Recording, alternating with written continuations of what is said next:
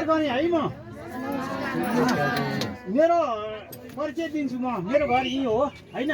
74 सालदेखि हामीले मच्छिनालाई नै सम्झेर प्रार्थना गरेर घर भाँगेर संरक्षण अभियान चलाएको थियौँ है र अहिले हामीले धेरै घरमा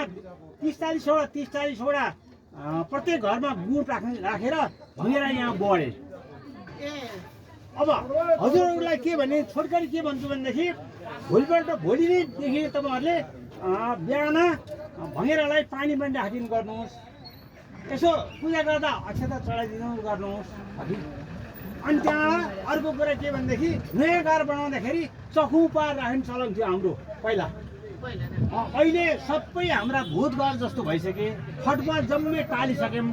भनेर पनि हराए सारो पनि हराए होइन एकछिन है सारो पनि हराए धोबी पनि हराए घरकै बारेमा छोटकरी भन्छु म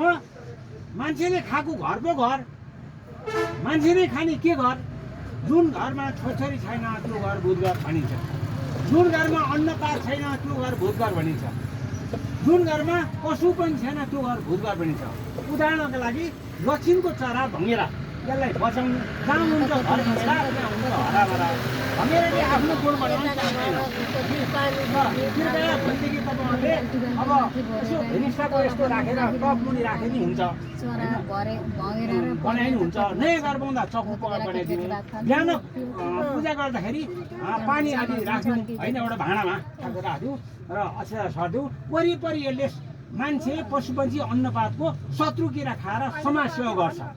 सज्जनलाई बाँच दियो भनेदेखि धेरै गाँस चाहिँ छिनछिनमा बिगाउने किरासिरा खाएर हामीलाई बचाउँछ हो कि खान्न पाएर होइन बस्न पाएर हराएर है त प्रत्येक घरमा यति भने मैले है अनुरोध गरेँ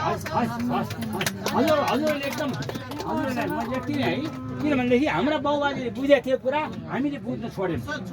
हामी चाहिँ नि मूर्ख भयौँ पढे मान्छे काम नगर्ने भयौँ हामी होइन घर बेची दुन्ने गरी हराउनु थाल्यौँ हामी हराउनु हुँदैन हामी हाम्रो देश हाम्रो समाज हाम्रो संस्कृति धर्म बचाउनु पर्छ है त